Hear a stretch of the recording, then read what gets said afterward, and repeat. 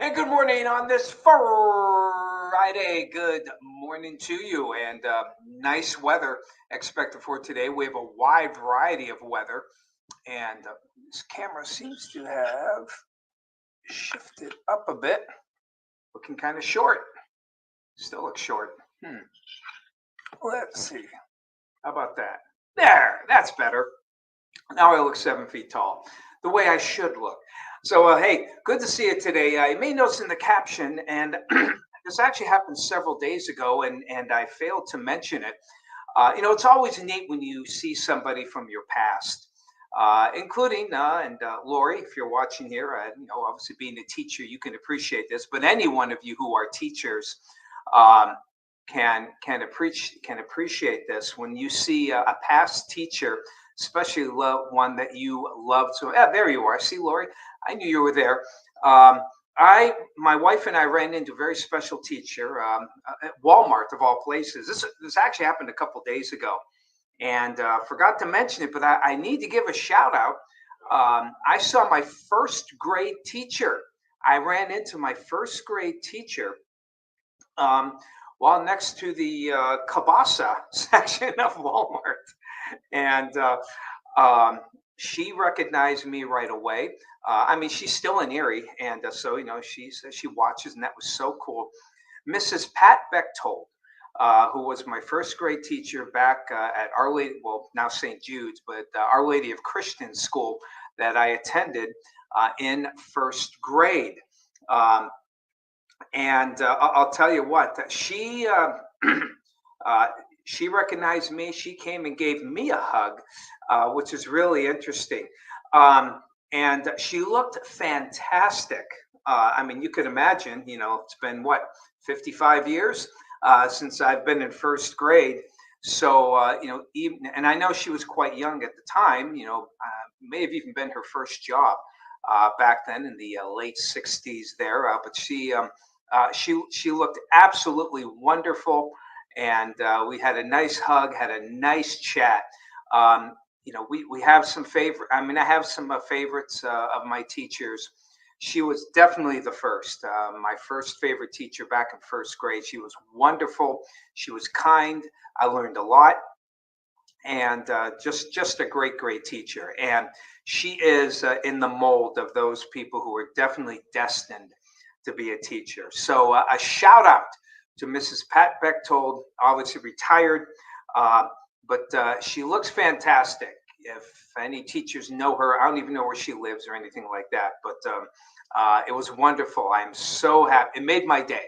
Made my day. My wife goes, "Boy, you are just giddy," and I am. I mean, it was, you're going back a long time, and glad to see not only that she's still alive, because I don't know, I lost touch with her pretty much after, because I left Our Lady's Christian School in first grade and went to another school, so I never ran into her really ever again up until now, which again, over 5.5 decades later, and to see her, first of all, for her to come to me and recognize me and give me the hug. Um, it just made my day. It just made my day. So, Lori, that's what you do. Okay, I hope you get the same thing with the students that come to you. Um, uh, you may have to go several decades yet before you actually get to where Pat is. But what a great feeling! It was just a great feeling. I was so happy to see Mrs. Bechtold, my first grade teacher. So, okay, we'll go off memory lane and get to the present here. And we live shot here. Sun is coming out here more. You can see the top of the monument here getting illuminated by a filtered sun. A lot of high clouds overhead here. And, so we don't expect beautiful, bright sunshine today. But still, we do expect some decent weather. So as we put this into motion for you, you can see these high clouds coming in.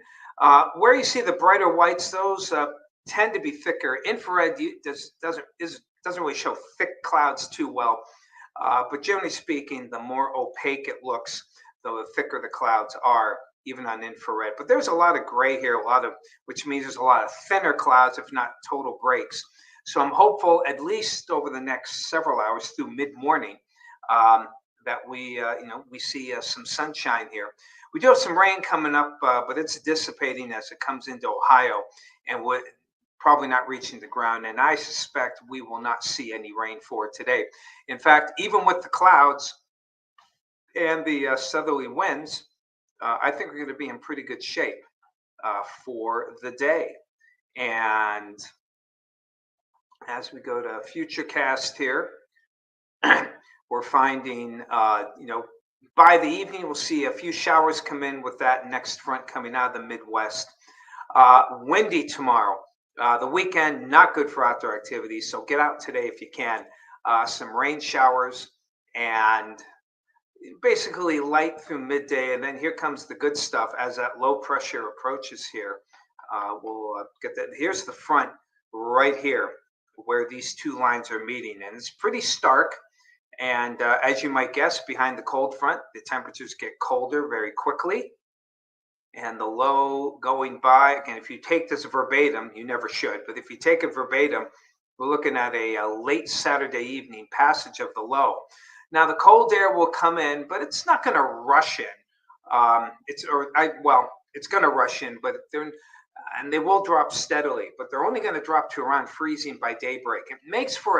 This makes a very tricky snow forecast, and snow forecasting in March carries a lot of challenges, just like it does in the wintertime.